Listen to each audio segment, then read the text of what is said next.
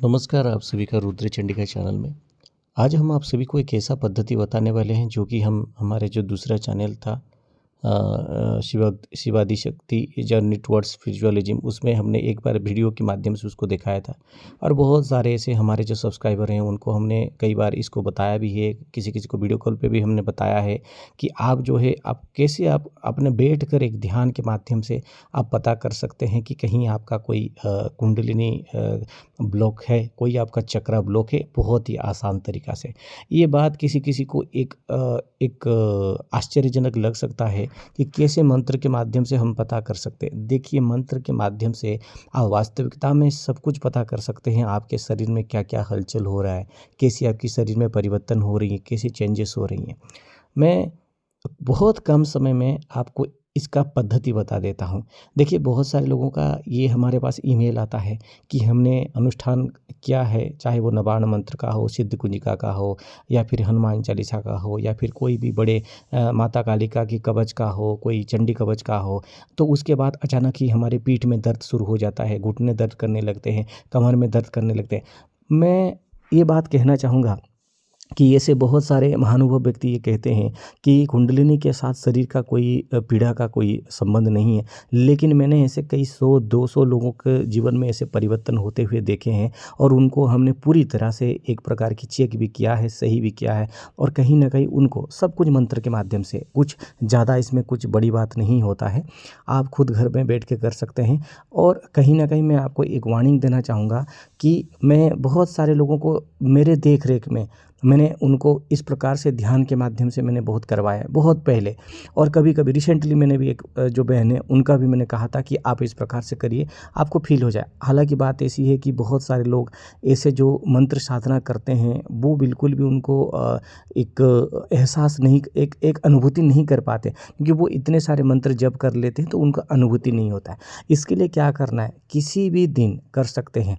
आप क्या करें, आपका पास अगर गुरु मंत्र है, अगर गुरु मंत्र नहीं है तो कोई भी गणपति बाबा का मंत्र को ले सकते हैं, या फिर जो मंत्र एक उसको आपको पता है कि हाँ, ये मंत्र मैं जप करता हूँ या फिर करती हूँ।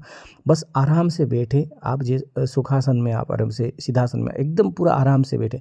बैठने के बाद आपके इष्ट देव या फिर ऐसे प्रार्थना करें आपके इष्ट देव को, या फिर जो उस मंत्र की जो देवता है, देवा देवी, उनको प्रार्थना करें कि हे बाबा, ये माता, मैं कुछ समय इस मंत्र को जप करना चाहता हूँ या फिर चाहती हूँ। अगर ये करने मात्र से अगर मेरे शरीर में किसी जगह पर कोई जो ऊर्जा है, जो एनर्जी है, वो फ्लो ठीक से नहीं हो रहा है, कोई भी चक्र ब्लॉक है, तो कृपया आप हमें जो है इसका हमें इसका मार्गदर्शन करिए, या फिर हमें ज्ञात हो जाए कि कहाँ पे कोई गड़बड़ी है। तो आप देखिएगा, जैसे ही 5-10 मिनट आप थोड़ा जप करेंगे, आप देखेंगे आपकी सातों चक्रों में से कहीं न किसी जगह पर आपको थोड़ा बहुत हलचल होगा। उसके बाद आप अपने नाभि के ऊपर अपना लेफ्ट हैंड, या फिर महिला हो तो लेफ्ट हैंड और पुरुष हो तो राइट हैंड, इनको आप रख सकते हैं। रखने के बाद उस मंत्र को स्पीड अप करिए। स्पीड अप मतलब पूरा जपते जाइए, जपते जाइए, जपते जाइए। कुछ समय बाद आप देखेंगे, आप महसूस करेंगे कि अगर किसी का चक्र पूरा क्लीन है, मतलब कोई, ये कुंडलिनी जागरण नहीं है, मैं बारंबार कह रहा हूँ, इस चक्कर में ना पड़िएगा। ये कुंडलिनी जागरण नहीं है, ये कुंडलिनी संतुलन है, जानना है। इसके बाद आप कैसे उसको संतुलित करेंगे मैं बता दूंगा, ठीक है। उसके बाद आप देखेंगे कि किसी किसी को पूरा एनर्जी अप एंड डाउन होता रहेगा। आप पूरा महसूस कर, आप पूरा उसको अनुभूति करेंगे, ठीक है, अनुभव करेंगे। आप रूट चक्र से लेकर आप एकदम जो सहस्त्रार चक्र तक पूरा एकदम आता जाएगा, आप देखेंगे। और किसी किसी को एक स्थान पर दबाव हुआ, किसी का जो है हार्ट चक्र के पास दबाव होता है, किसी को विशुद्धि चक्र के पास दबाव होता है, ठीक है, किसी को मूलाधार जो होता है उसके पास, यानी आपके मोस्ट प्रोबेबली आपको ऐसा लगेगा कि आपकी गुदाद्वार के आसपास या फिर कमर के पिछले हिस्से में कुछ दबाव हो रहा है, कुछ खींच रहा है, ऐसा आपको लगेगा। तो आप उस समय में क्या करेगा, आपको पता चल गया कि हाँ, इस जगह पर कुछ है। उसके बाद क्या करें कि आपने अगर देवी मंत्र बहुत ज़्यादा जप कर लिया है, तो उसके बाद क्या करें, आप शिव जी का कुछ महीने तक उपासना करें, आप जरूर। या फिर आप शिव जी के मंत्र उपासना कर लिए हैं तो माता रानी का मंत्र का उपासना करिए। आप 1 महीना 1.5 महीना करने के बाद पुनः इस प्रक्रिया को आप करके देखिए। आप देखिएगा, आपको पूर्णतः ये अनुभूति हो जाएगा कि ये चक्र जो है कहीं न कहीं अब संतुलित होने लगे हैं। मैं बारंबार कहता हूँ कि बिना जाने बिना कुछ। और मैं तो कहता हूँ कि कुंडलिनी जागरण का पीछे कभी मत जाइए, ठीक है, कभी मत जाइए। उसकी जो डेंजरस इफेक्ट होते हैं आप झेल नहीं पाओगे। इसलिए कुंडलिनी आपकी चक्र को संतुलित करने का प्रयास करें।